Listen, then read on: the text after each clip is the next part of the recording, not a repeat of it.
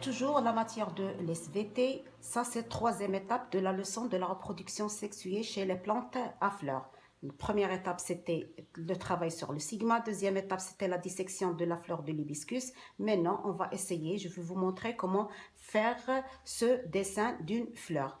Tout d'abord on prend notre feuille de dessin et on essaye de respecter ces mesures. Pour la première des choses, on va dessiner les pétales et les sépales et le pédoncule. Ça, c'est la première étape.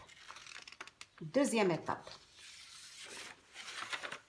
Bien sûr, on efface toutes les mesures pour avoir une belle fleur et on va dessiner au milieu l'appareil reproducteur femelle ou gynocée.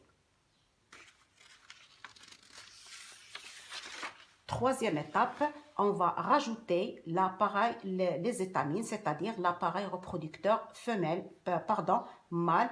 Ici, on a bien montré que les anthères comprennent les grains de pollen. Donc, vous aussi, vous devez ajouter ici des points qui nous montrent la présence des grains de pollen.